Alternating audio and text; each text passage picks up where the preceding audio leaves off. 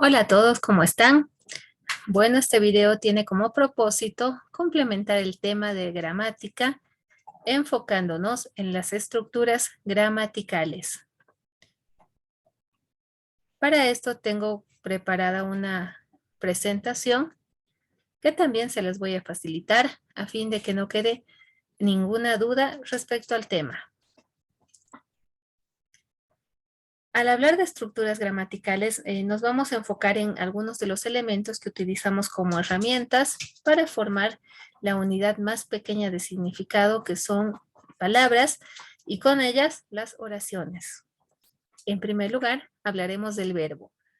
Como todos sabemos, el verbo indica acción, estado de la acción o el proceso en el que se va desarrollando una determinada acción. El verbo además es considerado núcleo del predicado y presenta un lexema o raíz verbal y morfemas, que viene a ser la parte que se modifica o cambia cuando la conjugamos. Los verbos también se clasifican según tres criterios: la persona, el tiempo y la voz verbal. En primera persona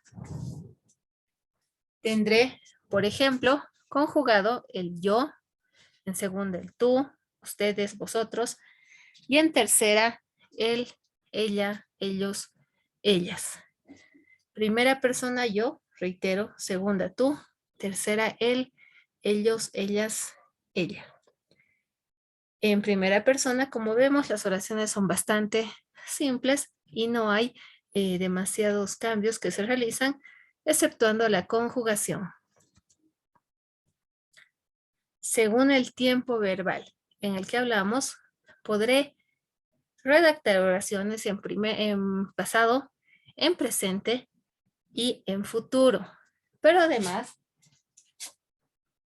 tengo dos tiempos verbales que quizá no conozco mucho o no los sé reconocer, pero que también constantemente son parte de nuestra habla cotidiana. En pasado, pues, una oración, por ejemplo, la que tenemos en pantalla. Ayer leí un artículo interesante sobre la salud mental. En presente, la acción se desarrolla aquí y ahora, y en futuro, pues es algo que se va a hacer con, bueno, con cierta antelación, algo que todavía no está pasando, pero que pasará.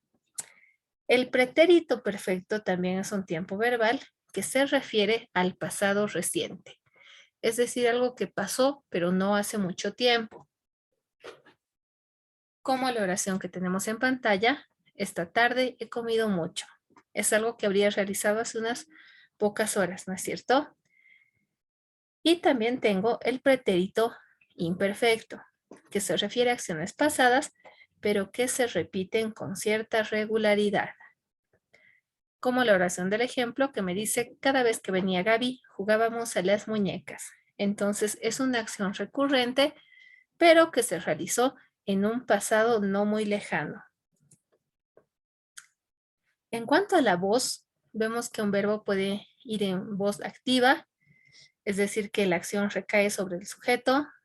Acción pasiva, donde la acción no está recayendo tanto en el sujeto, sino en lo que hace este. Y en voz reflexiva, de una forma mucho más indirecta. Es importante conocer estas tres diferenciaciones, sobre todo para mantener un sentido gramatical correcto, aunque no necesariamente en una oración tengamos que hablar en una sola voz verbal. También tenemos modos verbales, como los siguientes.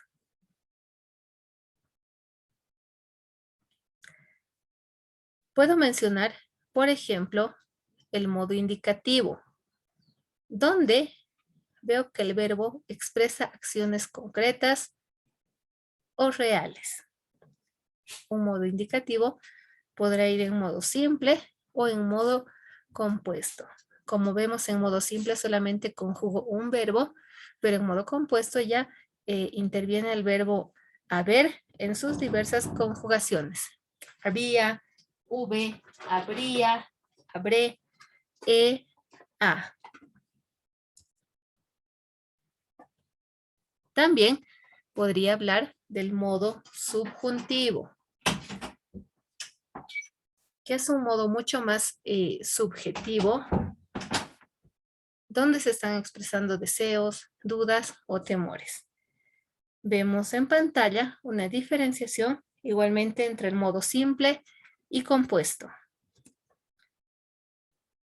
En modo imperativo, lo que se hace directamente es transmitir una orden o petición a manera de mandato.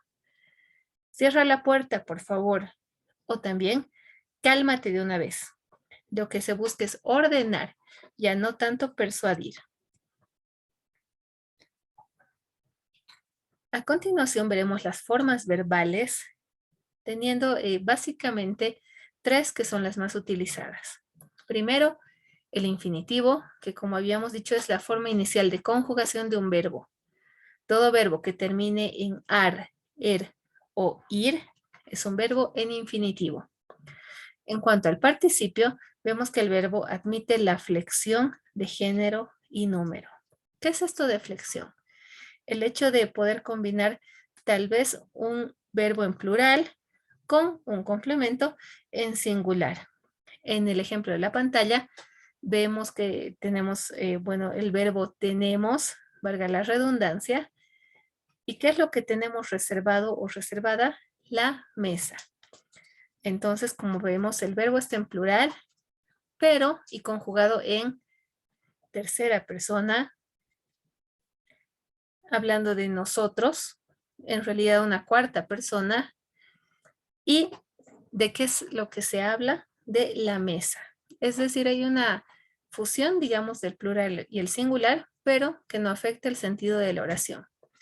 Finalmente, tengo la forma verbal del gerundio, que indica la circunstancia que rodea la acción verbal que se está realizando. Ejemplo, hay músicos tocando en la plaza. Todo verbo que acabe en ando, endo o yendo es un verbo en gerundio o en un presente continuo que se desarrolla en el momento. Por lo general, los verbos se clasifican en 4 categorías: regulares, irregulares, transitivos e intransitivos. Los más utilizados vendrían a ser los regulares e irregulares. En el primer caso, no varían en su raíz cuando son conjugados. Por ejemplo, el verbo amar, comer o vivir. En cambio, los verbos irregulares sí presentan variación en su raíz y en su escritura. Por ejemplo, el verbo saber. El verbo saber conjugado cambia a yo sé, yo supe, ellos supieron. En ningún caso podría ser yo sabo, tú sabes, ellos sabían o ellos sabieron. No hay una forma de que exista corrección y una correcta sintaxis, ¿no es cierto? Entonces, por eso son irregulares, porque aunque varíen en su raíz, el significado no se ve alterado. Un verbo transitivo podría ser aquel donde la acción pasa a una persona o cosa distinta del sujeto que la ejecuta. Ejemplo, Jorge come una manzana. La acción de comer está siendo traspasada a la manzana. Sale de Jorge, pero es ejecutada gracias a una manzana.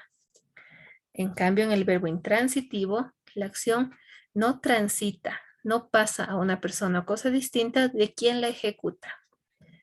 Ejemplo, me marcho a casa.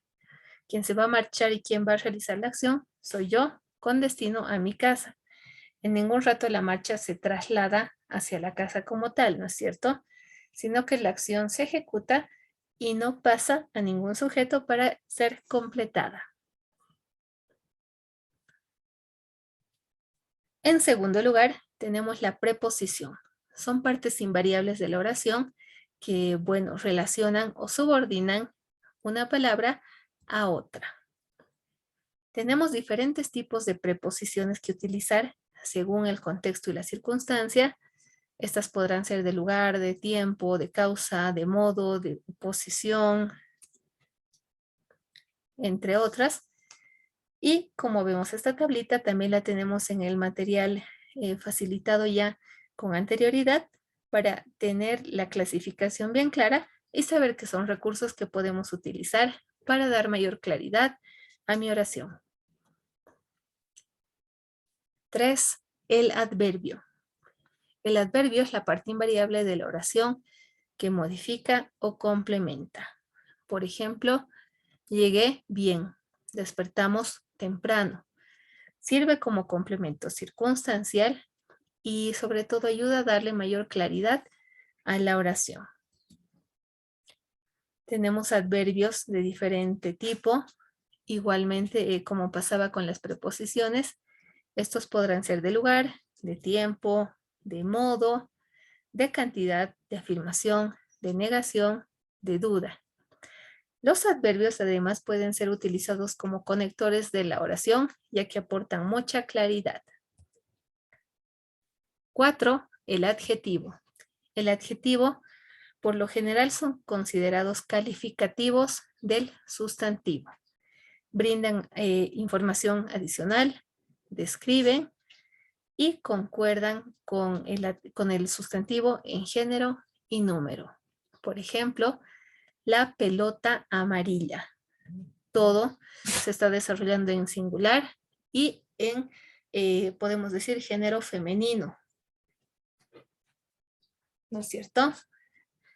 De esta forma nos permite ayudar a describir, por ejemplo, en este caso, una pelota y aportarle más características que nos den una idea mental mucho más clara de lo que me estoy refiriendo. Hay mínimamente 4 tipos de adjetivos que vamos a revisar y resumir a continuación. En primer lugar, los adjetivos calificativos, que describen o, como habíamos dicho, califican al sustantivo. Entre ellos tengo, por ejemplo, alto, bajo, feliz, triste, alegre, tranquilo, etc.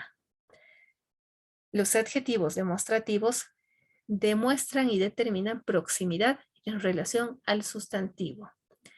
Este, ese, eso, esa, aquel, aquella, esos. Buscan demostrar, digamos, que se está refiriendo puntualmente a un objeto, cosa, persona o lugar.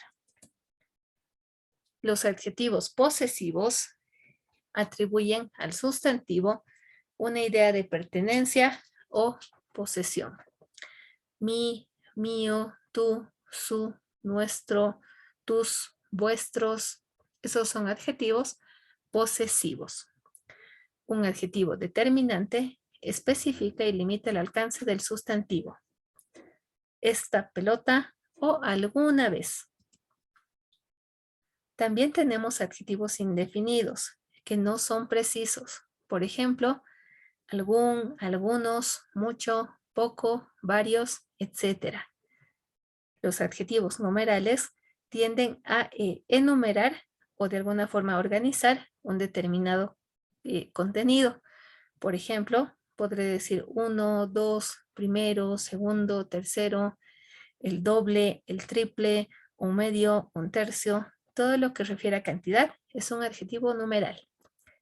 Y finalmente tengo el adjetivo gentilicio, que identifica el origen de las personas u objetos según su procedencia. Por ejemplo, podré hablar de un reloj chino o de una niña Canva. Se hace mucha referencia a la procedencia o el origen de la persona o cosa. También podemos ver que en oraciones se utiliza mucho lo que es el grado comparativo para confrontar cualidades o para confrontar algunas ciertas relaciones de igualdad, de superioridad o de inferioridad. Tenemos 3 ejemplos en pantalla. De igualdad, esta película es tan interesante como la que vimos ayer. Les estoy dando un cierto carácter de, bueno, de equilibrio, ¿no es cierto? De superioridad, este coche es mejor que el suyo. Queda claro que el coche del que hablamos tiene una mejor calidad que otro. Y de inferioridad, Ana es más baja que María. Estos grados comparativos permiten dar aún más claridad a una oración. o a una idea que quiero expresar. En grado comparativo superlativo, tengo dos categorías. El superlativo relativo, por ejemplo, es el libro más antiguo. O un superlativo absoluto, donde se agrega el sufijo ísimo, ísima. Por ejemplo, el árbol es altísimo. Con esto trato de decir que es mucho más alto. De más alto lo que le sigue. Esa sería la traducción correcta y concreta. 5. El pronombre. El pronombre sustituye el sustantivo, adjetivo o el adverbio. Indica género, número y persona. Y tenemos una gran diversidad de pronombres que también están debidamente desarrollados en nuestro dossier. 6. El artículo. El artículo expresa el género y número de un sustantivo y podrá ser determinado, la, las, el, los o indeterminado. Un, unos, una, unos. Vamos concluyendo con las conjunciones. Las conjunciones ayudan a que la oración compuesta adquiera un sentido completo. Tenemos conjunciones coordinantes que unen oraciones de igual categoría sintáctica y pueden ser las que tenemos en pantalla, igualmente están en su texto, y las conjunciones subordinantes donde una está subordinada a la otra. Una depende de la otra. Y pueden ser las siguientes que también tenemos desarrolladas en nuestro dossier.